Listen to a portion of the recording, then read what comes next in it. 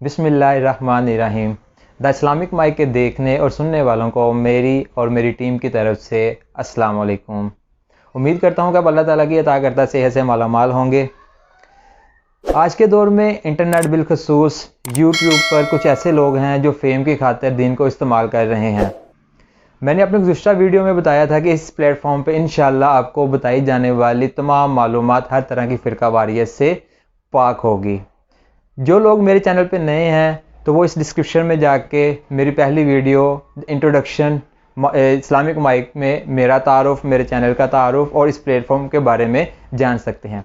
जिस तरह मैंने पहले आपको बताया कि हम इस प्लेटफॉर्म से इंशाल्लाह एक प्योर इस्लाम और इस्लाम के मुतालिक मालूमात फ़राहम करेंगे जो कि हमारी रोज़मर्रा की रूटीन में, रोज़मर्रा की ज़िंदगी में और ख़ास तौर पर जिन लोगों ने PMS या CSS के एग्ज़ाम देने हैं उनके लिए बहुत ही फ़ायदेमंद होगी।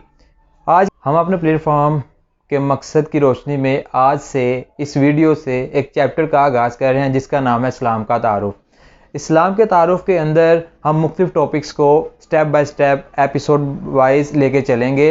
इन टॉपिक्स में आमद इस्लाम, अक़ीदा तौहीद, अक़ीदा रिसालत, नमाज, रोज़ा, ज़कात के मुख्तलिफ़ टॉपिक्स को इंशाल्लाह हम कवर करेंगे। जी, आज का जो हमारा टॉपिक है वो है आमद इस्लाम के ऊपर। इस्लाम की आमद आप सल्लल्लाहु अलैहि वसल्लम के वसीले से अरब की पाक सरजमीन पर हुई।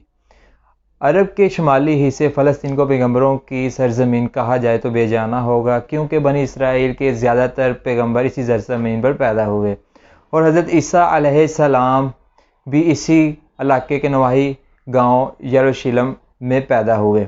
अपने मेन मौजू को शुरू करने से पहले मैं यहाँ एक पॉइंट डिस्कस करना चाहूँगा कि अरब वालों को अरब वाले क्यों कहकर बुलाया जाता है। अरब के लग़वी मानी हैं फसाहत और ज़ुबान आवरी के, क्योंकि तारीख़ में अरब वालों को अपनी ज़ुबान और बुलागत पे इतना नाज था कि उन्होंने ख़ुद को अरब और दूसरों को अजम कहकर बुलाया। अरब का मतलब है कि बोलना, बोलने में महारत, और अजम का मतलब है गूंगा।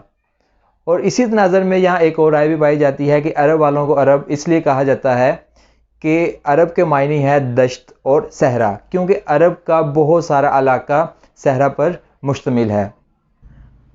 अरब के तमाम बशिंदे सामिल असल हैं, मतलब हज़रत नूह अलैहिस्सलाम के बेटे फ़र्जंद साम की औलाद में से हैं। अरब के बशिंदों को बुनियादी तौर पर 3 तबक़ात में तकसीम किया जाता है, जो कि अरब बाइद, बनी कहतान, बनी अदनान हैं। बनी अदनान की ख़ुसूसियत ये है कि आप हज़रत इस्माईल अलैहिस्सलाम की औलाद में से हैं। अदनान हज़रत इस्माईल अलैहिस्सलाम के साथ 40वीं पुश्त पे जाके मिल जाते हैं। मक्का की पाक सरज़मीन पर सबसे आखिर में आबाद होने वाले बनु इस्माईल थे। अल्लाह ताला के हुक्म की वजह से हज़रत इब्राहीम अलैहिस्सलाम और अम्मा हाजरा मक्का की पाक सरज़मीन पर आकर आबाद हुए और अल्लाह ताला के हुक्म के साथ और हज़रत जिब्राईल अलैहिस्सलाम की मदद के साथ खाना काबा तामीर किया। हज़रत इस्माईल अलैहिस्सलाम की शादी बनु जरहम की एक सरदार की बेटी के साथ हुई और इसी कबीले के एक सरदार का नाम अदनान था और यह कबीला बनी अदनान कहलाया। इसी कबीले के एक फ़र्द, एक सरदार का नाम फ़ोर था जिसका लक़ब कुरैश था और इसकी औलाद कुरैश कहलाई। आमद इस्लाम से पहले मक्का की सरज़मीन पर मुख्तलिफ़ किस्म के लोग और मुख्तलिफ़ मज़ाहिब आबाद थे, जिनमें बुत परस्ती, यहूदियत, ईसाईयत, दीन इब्राहीम और दीन साबियत शामिल हैं। दीन इब्राहीम को कुरान पाक में दीन हनीफ़ के नाम से जाना जाता है। इस दीन का मकसद अल्लाह ताला की वहदानियत की तबलीग करना था, बुत परस्ती को ख़त्म करना था, लेकिन वक्त गुजरने के साथ साथ इसके मानने वालों ने इस दीन के अंदर काफ़ी तब्दीलियां करके इसको शिर्क से आलूदा कर दिया।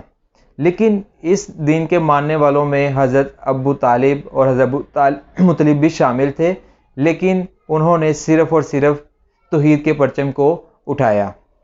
दूसरी तरफ साबियत के मानने वाले कुछ लोग काफिर थे और कुछ मोमिन।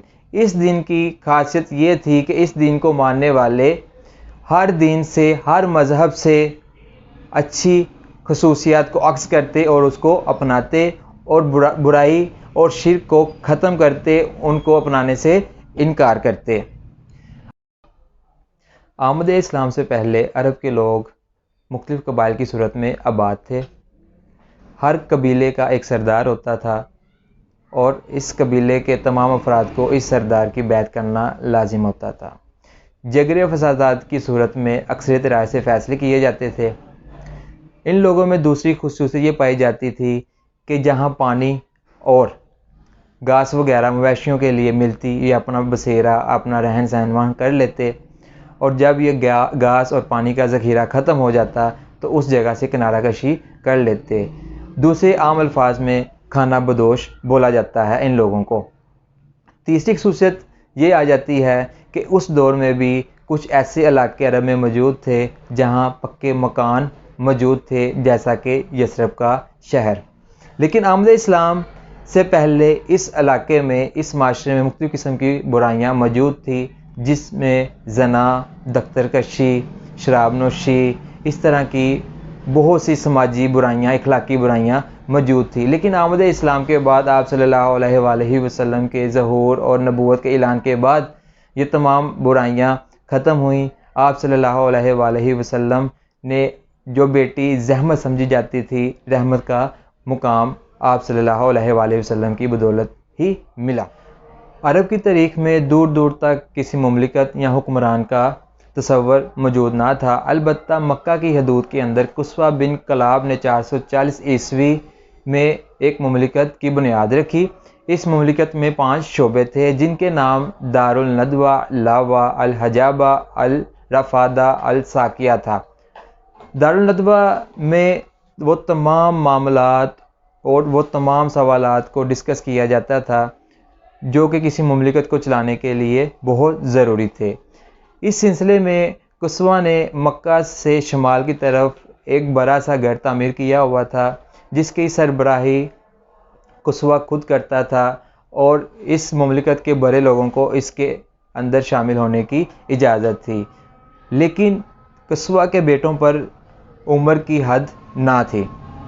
دوسرے نمبر پر لاوا، کسی جنگی ماحول کے اندر ایک علم گاڑ دیا جاتا تھا اور عرب مکہ کے لوگ اس میں مسلح ہو کر شامل ہو جاتے تھے، جس کا مقصد فوجی مشقیں کرنا اور کسی حملے کی صورت میں اس حملے کا منہ توڑ جواب دینا۔ الحجابہ سے مراد ایسا شعبہ تھا جس کے پاس خانہ کعبہ کی کلید موجود تھی اور اس کی سربراہی قصوہ نے اپنے ہاتھ میں رکھی ہوئی تھی۔ الرفادہ اور الساقیہ ایسے شعبے تھے جو حج کے دنوں میں حاجیوں کے لیے پانی اور کھانے پینے کا بندوبست کرتے تھے۔ مکہ کی سیاست میں، مکہ کی مملکت میں بنو ہاشم، بنو امیہ، بنو عبدالدار اور بنو تیم نے بہت سے کارنامے سر انجام دیے۔ اگر اپنے موضوع کا خلاصہ کیا جائے تو یہ کہنا بے جانا ہوگا کہ جو معاشرہ معاشی، سماجی، اخلاقی طور پر پسماندگی کا شکار تھا، آمد اسلام کے ساتھ ایک منظم ریاست کے طور پر وجود میں آیا۔ یہ اسلام ہی کی دولت تھی کہ ایک خطاب کا بیٹا جس سے ڈنگ سے اونٹ ایک لائن میں کھڑے نہ ہوتے تھے، مسلمانوں کا درجہ اول کا خلیفہ بنا۔ اسلام کی ہی بدولت کالے رنگ کا غلام بلال سید کہہ کر پکارا گیا۔ اتر کر ہیرا سے سوئے قوم آیا اور ایک نسخہ کیمیا ساتھ لایا۔ رہا نہ ڈر بیرے کو مجھے بلا کا، ادھر سے ادھر پھر گیا رخ ہوا کا۔ جی آج کی ویڈیو آپ کو اچھی لگی ہو تو شیئر، سبسکرائب اور لائک اور کمنٹ کیجیے گا۔ تب تک کے لیے اس بندہ ناچیز کو اجازت دیجیے۔ انشاءاللہ بہت ہی جلد آپ کی خدمت میں دوبارہ حاضر ہوں گے۔ اس وقت کے لیے خدا حافظ۔ پاکستان زندہ باد۔